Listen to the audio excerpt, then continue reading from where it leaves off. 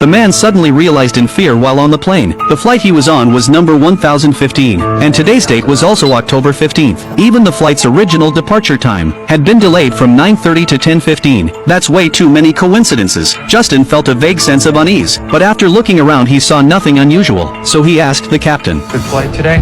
No, very good. Justin finally relaxed and went to his seat, but before he could sit down, a strange man nodded at him. Justin politely nodded back. Then he noticed something in the seat pocket ahead, an MP3 player, and it was playing a creepy story about Flight 1015. Wasn't that this very flight? Curious, he put on the headphones. The story described exactly what was happening on the plane right now. It said the flight attendant was doing the safety demo, and that it was raining heavily outside. Justin lifted the window shade to check. Sure enough, it was pouring outside. Then the man in the MP3 said that in 1 hour, the plane would vanish from radar and never reappear. Justin thought it was kind of funny, but suddenly the plane jolted.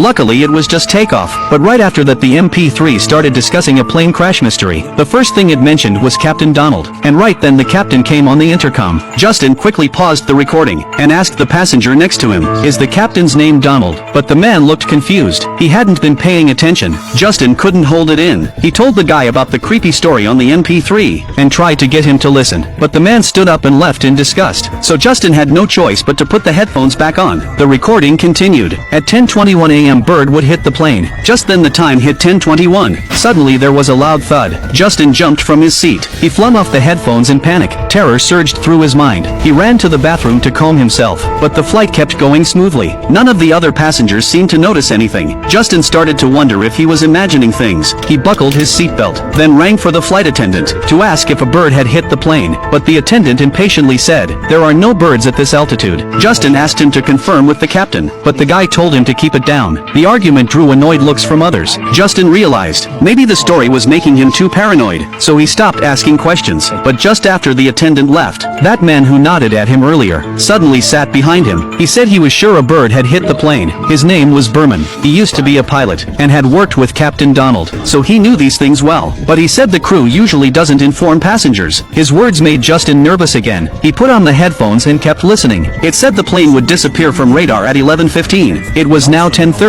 Time was running out. Sweat instantly beaded on his forehead. He realized he couldn't just sit and wait. He had to find clues to stop the disaster. The MP3 said, "Every disaster has subtle signs. Some are caused by mechanical failure, some by cabin fires that cause panic. When flying through a thunderstorm, certain signals can also affect flight stability." Justin suddenly saw two passengers watching a live stream, so he asked them to turn off their phones, but they said they were on airplane mode and ignored him. Justin got more intense, but the flight attendant asked him to sit back down. Helpless, he complied. Justin put the headphones on again. The recording seemed to know he found nothing, and kept narrating like it was guiding him. It said there was an air marshal on board, protecting a witness, who was about to testify against the mafia, and the mafia would do anything to stop the testimony. Maybe they'd even attack this flight to silence him. Justin jumped up to look around. He spotted two mafia-looking men at the front. He quietly told the flight attendant that he wanted to talk to the air marshal, but she had no idea there was one on board, since secret ops like this are not shared with crew. Justin thanked her and headed back, but as he passed Berman, he suddenly had a realization. He turned and sat next to Berman. He suspected Berman wasn't a pilot at all, but actually the air marshal. But Berman denied it, and didn't look like he was lying. When most passengers were asleep, Justin decided to act on his own.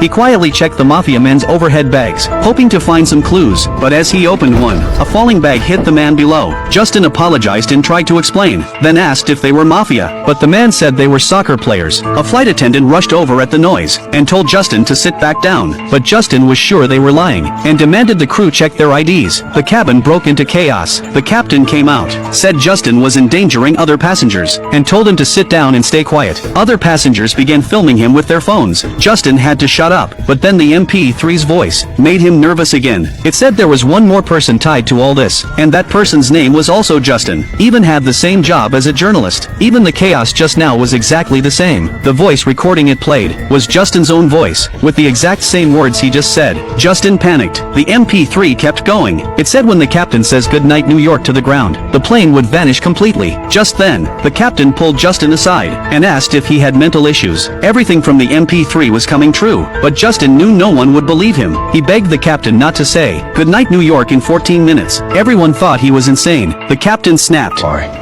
Because those are the last words anyone will ever hear from this plane. if you threaten my plane. Before Justin could explain, he was tied up. Then a woman showed her air marshal badge and arrested Justin. He was now restrained. Justin begged her to listen to the MP3 and said it matched reality, but she didn't believe it could predict the future. Only 5 minutes remained. Suddenly the captain called the air marshal over. They whispered about something. Justin took the chance to grab the headphones. The MP3 said the plane would disappear after entering a storm zone. The question now was there any way to stop the tragedy? Suddenly Berman sat beside him. He said he completely believed Justin. With his flying experience, at 30,000 feet, anything was possible. Justin finally felt a bit of relief. Someone believed him. Then he had a thought. If Berman really was a pilot, and had flown this kind of plane, then maybe he could turn it around, and stop the crash. But Berman said, the cockpit requires a password, and he couldn't get in. Justin looked at the MP3 and had an idea. The password must be 1015. Berman didn't know why Justin was so confident, but said once he was in the cockpit, he would lower cabin pressure and raise the temperature, so everyone would fall into deep sleep. To avoid panic, it was now 1 minute to 11:15. Berman gave Justin an oxygen tank, said once the crisis was over, they'd meet again. A sense of mission surged through both of them. You are saving these souls. Then Berman walked to the cockpit, entered 1015, and the door opened. The monitor showed a struggle. Berman had taken control of the plane. The cabin went wild, but as he lowered the pressure, passengers began to pass out. Justin put the oxygen mask to his face, and got up to meet Berman. But then Berman said over the intercom, Good night, New York. Justin finally realized Berman was the one who made the plane disappear, and he had become an accomplice. At 11:15, the plane dove into thick black clouds. Shortly after, Justin woke up on a shore. He couldn't believe he was the only survivor. The wreckage floated in the water, but the MP3 glinted in the sun. Justin stumbled over and put on the headphones again. The man inside told the rest of the story. Rescue teams searched right after the plane vanished, but it wasn't until months later that they found the crash island. The shocking part, all 1015 passengers survived, except for a journalist named Justin. He was never found. Justin realized he was stuck here. As he fell into despair, a boy appeared in front of him. Justin thought he was saved, but before he could react, all the plane's passengers showed up, their faces blank as they swarmed him. Hey, I tried to save us. But they closed in like zombies, and devoured him to nothing. Even at the end Justin didn't know if he was right or wrong.